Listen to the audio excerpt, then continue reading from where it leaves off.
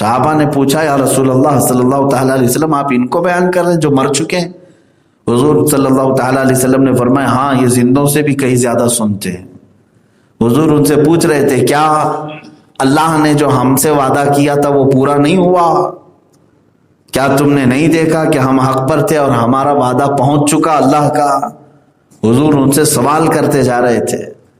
ظاہر سی بات ہے جواب دنیا میں ایک حجاب ہے، نہیں سنائی دے گا۔ اچھا اب ایک بات یہ بھی میں بتا دوں، عالم برزخ ایک دنیا ہے جہاں سب روحیں ہیں۔ عالم برزخ وہی علیین جو ہے ایک جگہ ہے، لیکن ایک دنیا الگ ہو جاتی ہے۔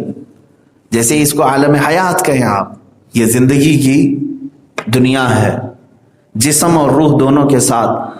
جسم یہاں رہ گیا اور روح چلی گئی کہاں پر؟ عالم برزخ میں۔ جب عالم برزخ میں جاتا ہے تو ایک بڑی دیوار ہمارے دونوں کے بیچ میں قائم ہو جاتی ہے، ہمارے دونوں کے بیچ میں قائم ہو جاتی ہے، یعنی روحوں کے دنیا اور ہماری دنیا کے بیچ میں فرق یہ ہے کہ ہماری ساری باتیں، ہماری ساری ایکٹیویٹیز وہ سنتے بھی ہیں اور سمجھتے بھی ہیں اور وہ دیکھتے بھی ہیں، وہ دیکھتے بھی ہیں، سنتے بھی ہیں، ساری چیزیں محسوس کرتے ہیں، لیکن ان کی تمام معاملات ہم نہیں دیکھ سکتے۔ ان کے جو کچھ بھی روحوں کے معاملات ہیں وہ ہم نہیں دیکھ سکتے، اس لیے کہ ہمارے اور ان کے درمیان ایک دیوار ہے۔ عالم برزخ کے معاملات ہمارے اوپر ظاہر نہیں رکھے گئے۔ روحوں کے ساتھ کیا ہو رہا ہے کیا نہیں ہو رہا ہے ہم میں سے کوئی جانتا نہیں ہے، مگر یہ کہ اللہ کسی کو علم دے دے، اپنے محبوبوں میں سے کسی کے اوپر ظاہر کر دے، یہ الگ بات ہے۔ لیکن عالم برزخ کے احوال عام لوگوں پر نہیں کھولے جاتے، ہمارے اور ان کے درمیان۔ اس کو یوں سمجھ لیں کہ ون سائڈ دیکھے جانے والا شیشہ ہو، یعنی ایک طرف سے باہر کا دکھتا ہے لیکن ادھر والوں کو ادھر کا نہیں دکھتا۔ عالم برزخ اور ہمارے درمیان ایسی معاملات ہیں۔ اب عالم برزخ میں ہوتا کیا ہے؟ وہاں کی ایک زندگی الگ ہے۔ جیسے مومنین کی روحیں ہیں، انبیاء کی روحیں ہیں، شہیدوں کی روحیں ہیں، صدیقین کی روحیں ہیں، متقین کی روحیں ہیں، الگ الگ کیٹیگریز ہیں۔ کافروں کی روحیں الگ ہیں۔ تو جب یہ مقدس روحیں ہیں تو اس دنیا میں وہ کیا کیا کر رہے ہیں؟ تو فرمایا گیا کہ اس دنیا میں عالم برزخ میں ان کے ساتھ اس دنیا سے بھی اچھے معاملات ہو رہے ہوتے ہیں، یعنی ان کو رزق بھی دیا جاتا ہے۔ قرآن پاک میں ہے شہیدوں کو اللہ تعالیٰ روزانہ رزق دیتا ہے۔ وہ کون سا رزق ہے، کیسا رزق ہے، وہ اللہ بہتر جانے، کیونکہ جب دنیا ہی بدل گئی تو وہاں کا رزق کیا ہے وہ پتہ نہیں۔ جیسے یوں سمجھ لیں آپ اس دنیا میں آنے سے پہلے بھی زندہ تھے ماں کے پیٹ میں، لیکن ماں کے پیٹ میں بچہ کیا کر رہا ہے وہ ہمیں باہر والوں کو معلوم نہیں، کیونکہ وہ ایک الگ دنیا میں ہے، الگ دنیا میں ہے۔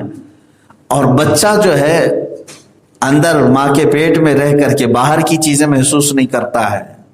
دونوں کے درمیان دیوار حائل ہے، ماں کا پیٹ، وہ اندر والا باہر کی چیزیں نہیں جان رہا ہے، باہر والا اندر کی چیزیں نہیں جان رہا ہے، الگ الگ دنیا ہے۔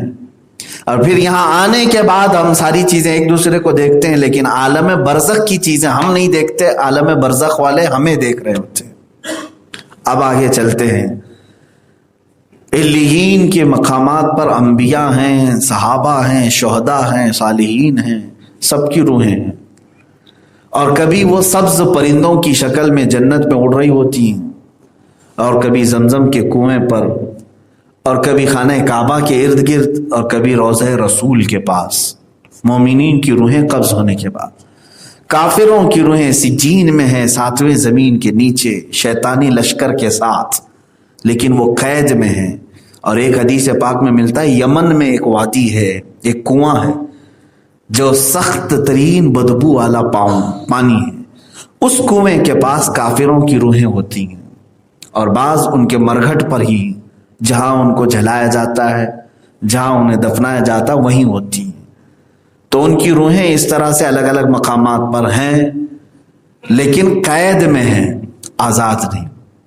فرق دیکھیں، مومن جو ہے اس کی مثال میرے آقا صلی اللہ تعالیٰ علیہ وسلم نے فرمایا جب تک دنیا میں ہے پنجرے کے اندر موجود پرندے کی طرح ہے، پنجرے کے اندر موجود پرندے کی طرح ہے، جیسے ابھی ہم لوگ ہیں۔ اور حضور صلی اللہ تعالیٰ علیہ وسلم فرماتے ہیں جس دن اس کی روح قبض کی جائے گی ایسے سمجھ لو جیسے پنجرہ کھول دیا گیا اور پرندے کو آزاد کر دیا گیا۔ اب مجھے بتاؤ پرندہ پنجرے کے اندر زیادہ خوش ہوتا ہے کہ باہر زیادہ خوش ہوتا ہے؟ ظاہر سی بات ہے جس دن پنجرہ کھلا اب پرندے کی اڑان کہاں تک ہوتی ہے؟ وہ جہاں چاہے، جس وادی میں چاہے، جس پیڑ پہ چاہے بیٹھتا ہے۔ تو اسی کی مثال میرے آقا صلی اللہ علیہ وسلم نے مومنین کو دی، فرمایا کہ جس دن تمہاری روح قبض ہوگی سمجھ لینا اس دن پنجرے سے نکل گئے، اب تمہاری روح چاہے وہ جنت میں جائے، چاہے وہ روضہ رسول کے پاس ہو، چاہے وہ خانہ کعبہ کے پاس، اس لیے کہ اب تم آزاد ہو جاؤ گے۔ اسی لیے مومن کا مرنا بھی نعمت ہے اور کافر کی موت اس کے لیے عذاب ہے۔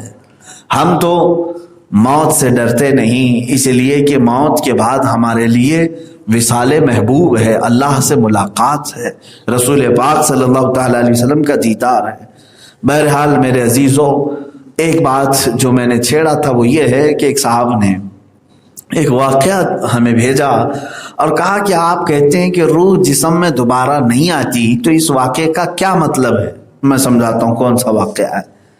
صابر علاء الدین کلیری رحمۃ اللہ تعالیٰ علیہ سلسلہ چشتیہ کے بڑے مشہور بزرگ ہیں۔ آپ کے متعلق یہ واقعہ مشہور ہے کہ آپ کے ایک مرید نے پوچھا تھا فنا اور بقا کسے کہتے ہیں؟ آپ جانتے ہیں فنا کا مطلب ختم ہونے والی چیز، بقا کا مطلب باقی رہنے والی چیز۔ یہ تصوف کی زبان میں دو اصطلاحیں ہیں، دو الگ الگ جملے ہیں، فنا اور بقا۔ اللہ تعالیٰ بقا ہے اور باقی سب چیزیں کیا ہے؟ فنا ہے۔ اب اس بزرگ سے جب کسی نے پوچھا فنا اور بقا کیا ہے تو انہوں نے فرمایا تجھے جواب دیا جائے گا بعد میں۔ ان کے وصال کا وقت آیا، ان کی وفات کا وقت آیا، کس کا؟ حضرت صابر کلیری رحمۃ اللہ علیہ۔ تو آپ نے یہ فرمایا کہ مجھے غسل دینا، جنازے کی نماز کے لیے کوئی آگے نہ بڑھنا، کوئی ایک مسافر آئے گا اور وہی میرے جنازے کی نماز پڑھائے گا۔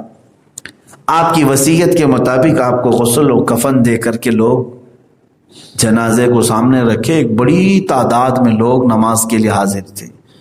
ایک جمع غفیر تھا تو کافی دیر کے بعد ایک گھوڑ سوار آیا، اس کے چہرے پر نقاب پڑا ہوا تھا، وہ سیدھے سامنے آ کر کھڑا ہو گیا جنازے کے پاس اور لوگوں سے کہا کہ اپنی صفیں درست کر لو۔ لوگ اپنی اپنی صفیں درست کر لیے، اس لیے کہ اس کا رعب ایسا تھا کہ کوئی سوال ہی نہیں کر سکا، اور نماز قائم ہو گئی۔ جب جماعت ہو گئی تو جو صابر کلیری رحمۃ اللہ تعالیٰ علیہ کے جو مرید تھے، ان کے شاگرد تھے، وہ اس بات میں حیرت میں تھے کہ ہم اپنے پیر و مرشد کے نماز جنازہ کے متعلق کیا بیان کریں گے لوگوں سے کہ کس نے پڑھایا تھا۔ تو اس آئے ہوئے مسافر کو ان لوگوں نے پکڑ لیا اور کہا کہ آپ اپنا نام تو بتاتے جائیں، آپ کہاں سے آئے ہیں، کون ہیں، آپ کا تعارف کیا ہے؟ تو اس مسافر نے اپنے چہرے سے نقاب ہٹایا تو حضرت صابر کلیری ہی تھے، صابر علاء الدین کلیری رحمۃ اللہ تعالی، وہ خود ہی تھے۔ تو وہ سختے میں رہ گئے سوال کرنے والا، تو مسکرائے اور انہوں نے فرمایا تو انہیں پوچھا تھا فنا اور بقا کیا ہے؟ یہ جنازے میں جو ہے وہ فنا ہے اور نماز پڑھانے والا یہی بقا ہے۔ یہ کیا معاملہ تھا؟ اس کے بعد وہ غائب ہو گئے۔ اس واقعے کو آپ نے سنا بھی ہوگا اور اکثر جگہ سنایا بھی جاتا ہے۔ اس کو دلیل بناتے ہوئے کسی صاحب نے مجھے کہا کہ آپ کہتے ہیں روحیں نہیں آتی، تو یہ کیا تھا؟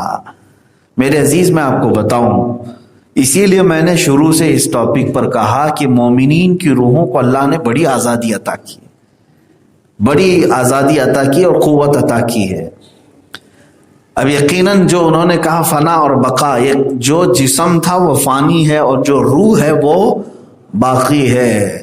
یہاں پر اللہ تبارک و تعالیٰ نے ہر کسی کو یہ اختیار نہیں دیا کہ اس کی روح جو ہے واپس اسی شکل میں دنیا میں آ جائے، ہر کسی کو یہ اختیار نہیں دیا ہے کہ اس کی روح پھر کسی اور کے جسم کا تو ناممکن ہے، کیونکہ ہمارا عقیدہ ہی نہیں. ایک کی روح جب قبض ہو گئی تو وہ کسی اور کے جسم پہ نہیں آ سکتی، لیکن اسی جسم کی شکل میں آنا یہ اولیاء کاملین کے لیے ممکن ہے، انبیاء صادقین کے لیے ممکن ہے. یعنی اب کیا ہوا تھا، وہاں جو نماز پڑھائے اگر وہ صابر کلیری رحمت اللہ تعالی علیہ تھے تو پھر جنازے میں کون سویا تھا؟ اور اگر وہ جنازے میں ہی تھے تو یہ نماز پڑھانے والا کون تھا؟ کیا 2 صابر تھے دنیا میں؟ 2 صابر تھے؟ ایسا کیسے ہوا ہے؟ ایک لیٹا ہوا صابر ہے اور ایک پڑھا رہا ہوا صابر ہے. میرے عزیزو، انہوں نے اس فلسفے کو یہی سمجھایا کہ 2 الگ الگ صابر نہیں، ایک ہی صابر علاء الدین کلیری ہے. جو جنازے میں لیٹا ہوا ہے وہ صابر کلیری کا جسم ہے، اور جو نماز پڑھا رہا ہے یہ صابر کی روح ہے. اور روح کو اللہ تعالیٰ خود اپنی شکل، یعنی جو اس کی دنیا میں تھی اسی شکل میں واپس دے بھیجنے کا اختیار ہے. اسی لیے بہت سارے لوگوں نے عالم بیداری میں حضور پاک صلی اللہ تعالی علیہ وسلم کی زیارت کی ہے. عالم بیداری میں حضور صلی اللہ تعالی علیہ وسلم کی زیارت کی ہے. تو اس کا مطلب کیا ہے؟ حضور پھر کسی اور کے جسم پہ سوار ہو کے نہیں بلکہ خود اپنی اصلی شکل میں تشریف لاتے ہیں. یہ میرے آقا صلی اللہ تعالی علیہ وسلم کو اختیار ہے، اور اسی لیے کئی مشائخ نے دیکھا بھی ہے رسول کریم صلی اللہ تعالی علیہ وسلم عالم بیداری میں. خواب میں تو تشریف لائیں گی، روحیں خواب میں آتی ہیں، اس میں کوئی دقت کی بات نہیں. ہمارے جتنے بھی مومنین ہیں یا کافروں کی بھی روحیں خواب میں آ جاتی ہیں، وہ الگ مسئلہ ہے.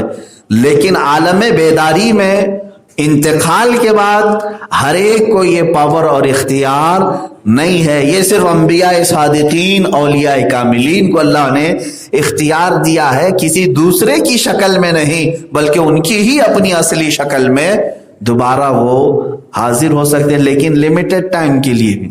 ایسا نہیں ہے کہ پھر وہ لمبے ٹائم کے لیے دوبارہ ایک زندگی گزارتے رہے. جیسے حضرت سیدنا عیسیٰ روح اللہ علیہ الصلوۃ والتسلیم جن مردوں کو زندہ کرتے تھے.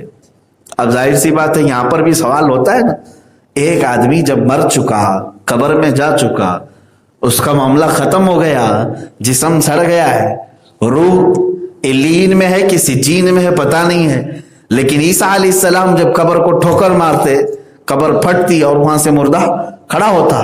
3 مردوں کو آپ نے اپنی زندگی پاک میں زندہ کیا ہے، اور وہ سب کی تاریخ بھی موجود ہے.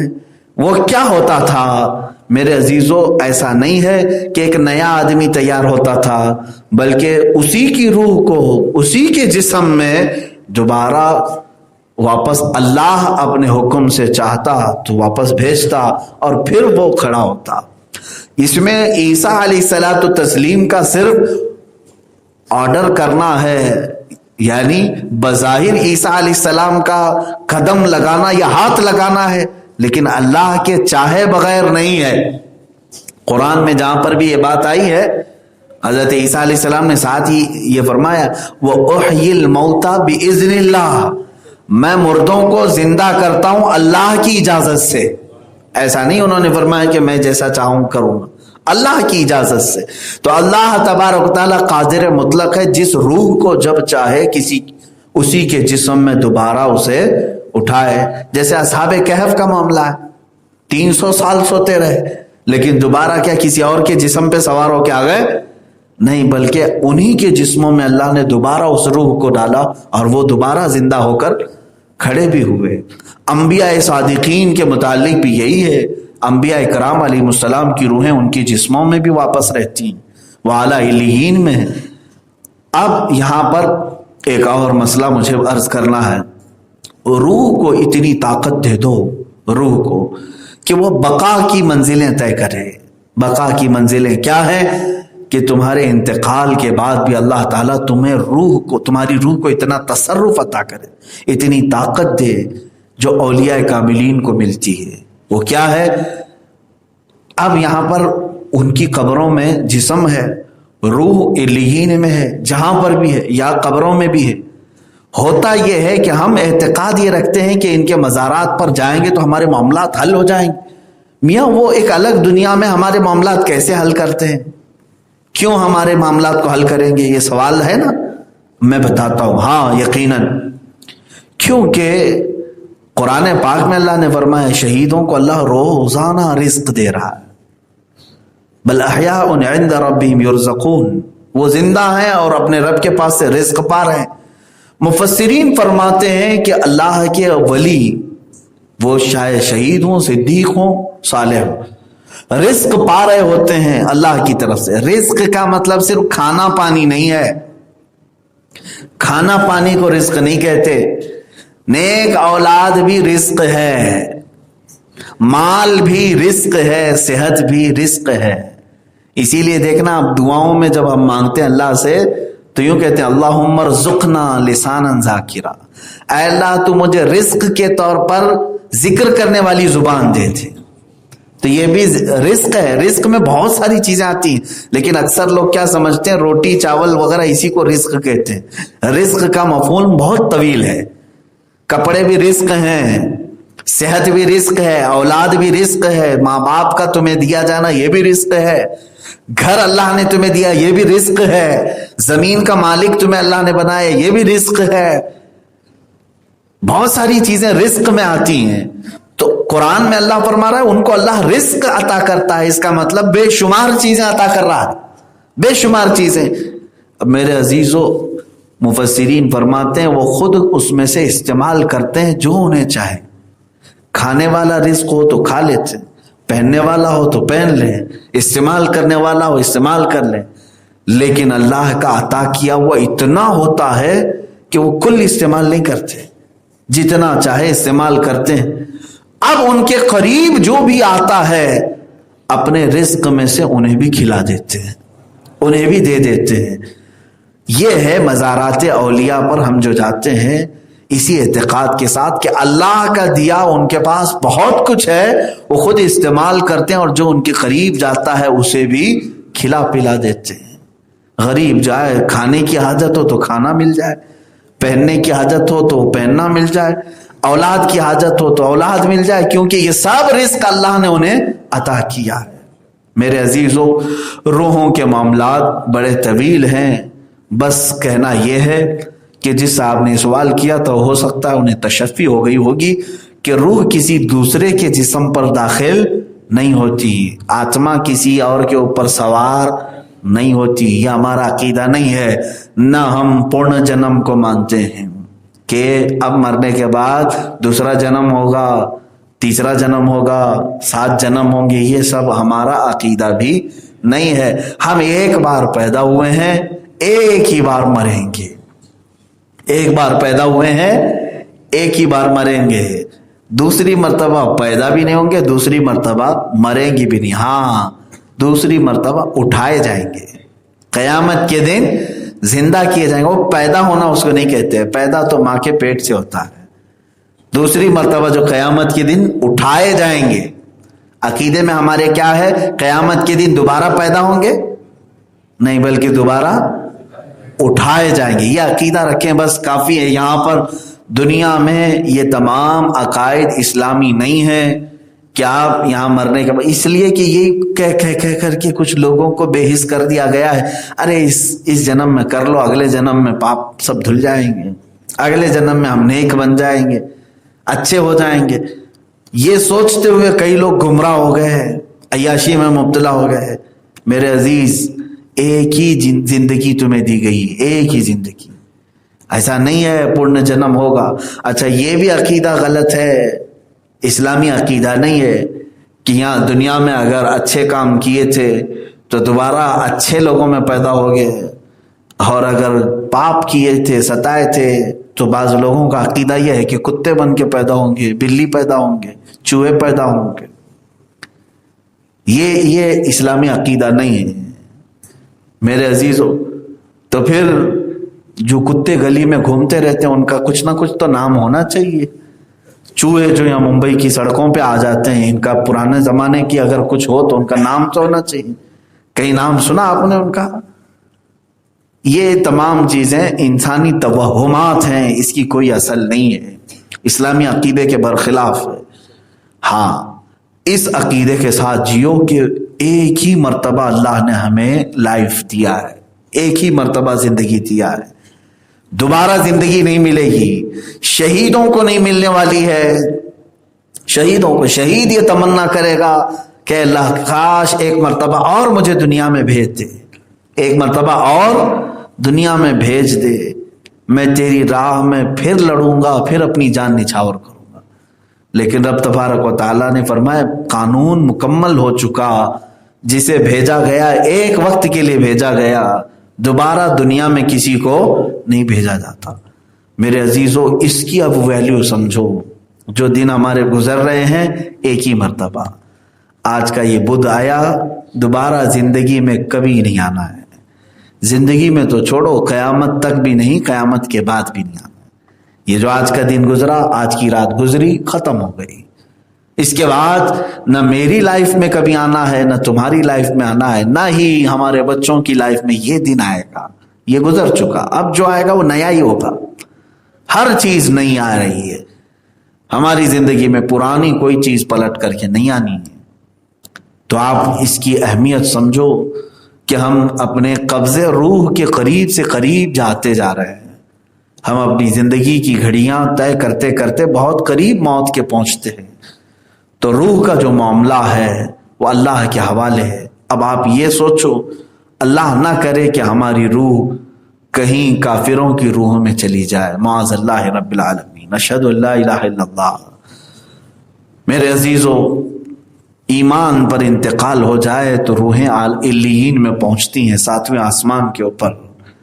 ہم یہاں جو جو تمنائیں کرتے تھے دنیا میں، ظاہر سی بات ہے ہم دیکھتے ہیں کسی بڑے عالم کہ آتے ہی ہم پورے کے پورے اس کے ارد گرد جمع ہو جاتے ہیں، زیارت کے لیے جاتے ہیں، مصافحہ کرتے ہیں، ان کے تبرکات لیتے ہیں۔ ہوتا یہی کوئی بھی بزرگ عالم دین آئیں تو ہم ان کے اوپر اس طرح ٹوٹ پڑتے ہیں کہ تھوڑی سی ان کی توجہ مل جائے، ہم ان کے قریب ہو جائیں۔ آپ اندازہ کرو روحوں کو جب علیین میں پہنچایا جاتا ہے مومنین کی، اس کی ہر خواہش پوری کی جاتی ہے۔ یعنی روح اگر چاہے سرکار غریب نواز سے ملاقات کرے تو وہاں پہنچایا جاتا ہے، روحیں ایک دوسرے کو ملتی ہیں۔ اگر روح چاہے سرکار بغداد، شہنشاہ بغداد کے ہاں جائے تو سلطان الاولیاء کے ہاں حاضر ہوتی ہے۔ اتنا ہی نہیں، صحابہ کے جرمٹ میں رسول اللہ کے قدموں میں بھی پہنچتی ہے، میرے آقا صلی اللہ تعالیٰ علیہ وسلم کے جلوں میں جاتی ہے۔ مومنین کی روحیں، اسے کوئی قید نہیں، آزاد ہے، وہ علماء کی جماعت میں بیٹھتی ہے، مومنین متقین کی جماعت میں بیٹھتی ہے، مومنین کی روح انبیاء کی بھی جماعت میں جاتی ہے، اور انبیاء اکرام کی زیارتیں ہوتی ہیں۔ ہم تو یہاں دنیا میں دیکھنے سے عاجز رہے، قاصر رہے، نہ ہم نے اپنے باپ آدم علیہ السلام کو دیکھا، نہ ابراہیم خلیل اللہ کو دیکھا۔